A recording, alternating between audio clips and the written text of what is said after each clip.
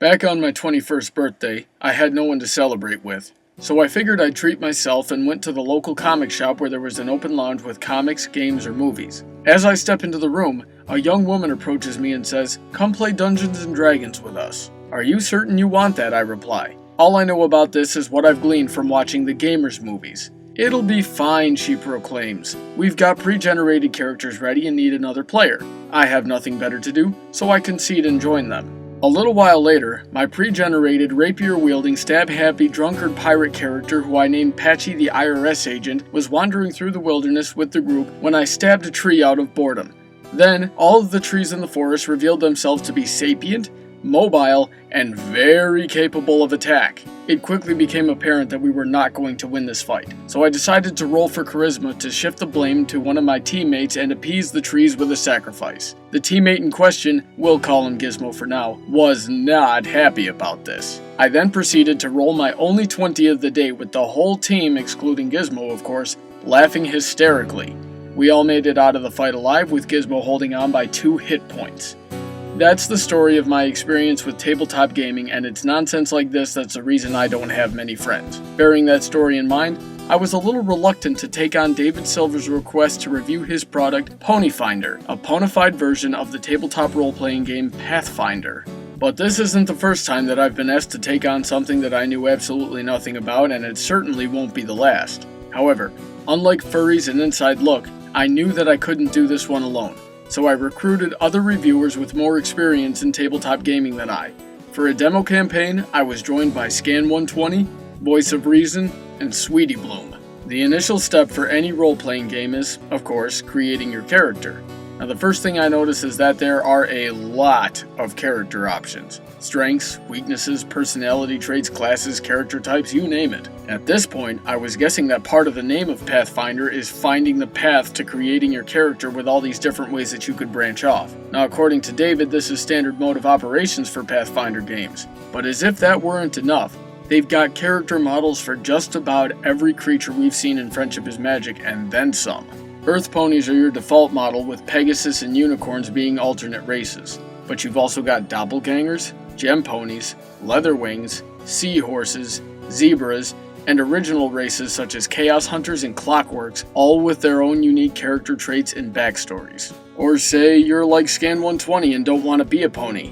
You can still choose from Cloven, Flutter Pony, Griffin, Phoenix Wolf, Persian, Steelheart, Suncat, or even any of the other models from other Pathfinder games, and it seems to never end. I really don't feel like this is something that could be navigated by someone who's not very experienced in it without the guide of someone who is. So if you were to play this game and it's your first time playing Pathfinder, you'd be likely to make a character that's either rule-breaking, overpowered, or not powerful enough because you're adding things that you shouldn't have or missing perks that you should have while trying to figure out how each character trait works. With David's help, everyone got their characters ready and we dived right into the demo campaign. And then right off the bat, we were attacked by wild dogs. Skan outright kills one of them right off the bat. Oh wow, you have brutally done terrible things to this dog. I hate the dog. Lovely.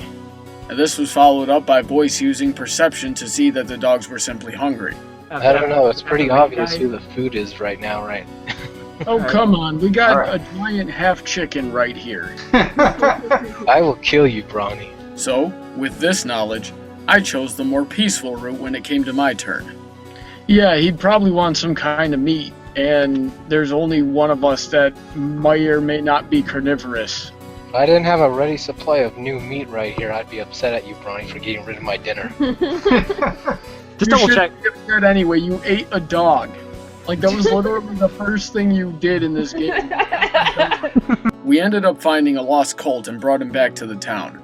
Apparently, he had gone missing with his friends while exploring the wilderness by the Tower of Ured, somewhere that they shouldn't have been exploring in the first place. Once we got the gist of the situation, I once again put my thinking brain to use. I think the goblins are working for someone, and the kids were kidnapped for a blood sacrifice. The entire room erupts into gasp at the idea of their children being murdered for some foul god. Good going, Brawny. Why was that where you jumped to conclusions? I think I need to learn to keep my mouth shut when I'm gaming. especially if I'm going to do things like this. Bubble, bubble, toil and trouble, something wicked this way goes into the forest to crush some goblin heads. That was the worst Shakespeare I've ever heard. Nevertheless, we set out to find the missing Phillies and soon found ourselves at the entrance to the Tower of Urid. After navigating the tunnels for a while, I noticed that there are probably just as many options for exploring the area as there are in the character setup. Each room had at least 2 hallways branching from it, and most of them had some sort of stairwell or trapdoor leading down. I could imagine that making for some great replay value should your party decide to play the campaign again. But I'm not a gamer, so I don't know how common it is to play the same campaign a second time. We encountered something called a gem knoll, and I'll give you 3 guesses as to what this could be. Either way, we stopped it from torturing some Persians and ended up engaging it in battle. During this, Voice of Reason came up with a great plan of having us lure the knoll back to where we came from so he could sneak up on it and stab it in the back. The plan would have worked too, but I'm in this game, so it's automatically plagued with terrible luck. Okay, come on. Oh. Except you rolled a 1 too. Because you got 2 hoods. Miss Celestia! Oh, for God. This went on for 3 rounds and drained all of Sweetie Bloom's healing spells until Voice of Reason finally landed a critical hit. Knocking the gem knoll out, we tied him up and took all his stuff. Using the knoll's acid flasks, Voice of Reason melted the cage doors and freed the Persians that were being tortured. We were feeling pretty good about ourselves until the very next room had a pair of goblins and we immediately broke into another skirmish. But with my only good roll of the day, I finally managed to live up to my name and buck one into unconsciousness against a wall. And now we could finally get some answers. Now tell us where the Phillies are before I do it again. Our dead friend Bucket was guarding them. But then he fell asleep and they got away. And then the boss came out and he twisted them. Wait, so your friend who was dead was guarding them? Well, before he was dead. See, I told you were stupid. You don't use grammar correctly. I use grammar right. So, I'm wait, surrounded by green idiots. twisted What's what? grammar? Wait, twisted the head of the Phillies? No, Bucket. Friend, that's how he died. Oh. Yeah, that. He's got away. Is this the part where I remind you that you guys are the stupid ones? You know what, I'm just gonna buck this one again, this isn't good. Fine! Get me all this rope. I'll show you where they are. Thus, finding the missing Phillies and returning them home. We decided to end the scenario there, but we ended it with the knowledge that the scenario could go on for much longer and that there were many other things that could have happened along the way. Overall, I had fun, and I would definitely keep playing if my life wasn't so consumed by everything else I do already. But what do I know in my lack of experience? Take a moment and listen to what the others had to say about the game. It was pretty standard for a first mission of these kind of games. I thought it was fantastic. It was fun. First time playing a Pathfinder mod, or actually Pathfinder in general, loved it. All of that considered, I definitely think it's worth picking up if you're into this type of thing, or even if you're simply interested in starting. Just make sure that you have a friend who already understands the game well enough to guide you. Otherwise, it'll feel like you're filing taxes for hours on end before you even get to the game.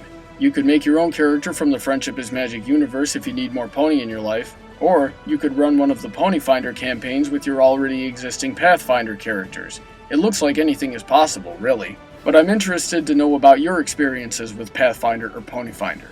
Is there anything that I missed that you think I should talk about? If so, feel free to leave a comment and let me know what those experiences are and tell me your thoughts on the game. As always, any links that you may need to check out the game for yourself will be listed in the description. And with that, I'll leave you with some other moments from the game that I thought were funny. You had to kill the first dog, you couldn't just kind of try to I tame know, right? My internet dies, I come back, and the dog's freaking dead!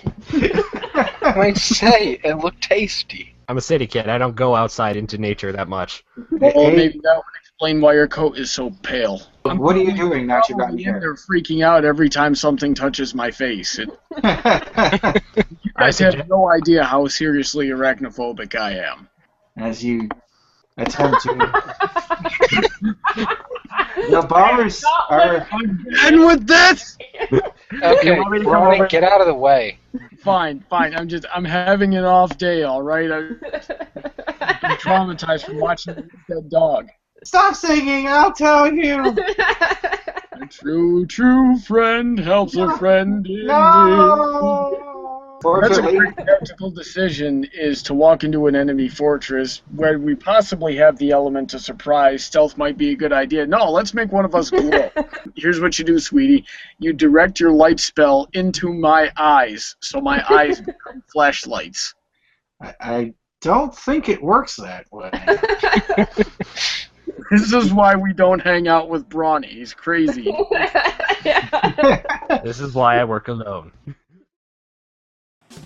If you have a topic you would like to hear discussed, or if you have an episode, fanfiction, product, or anything else you would like to hear reviewed, send me a YouTube message or leave a comment below. You can also drop comments, questions, topic suggestions, and review suggestions by liking Brony Debates on Facebook, following on Twitter, or sending an email to bronydebates@yahoo.com. Have a great day, and I look forward to hearing from all of you soon.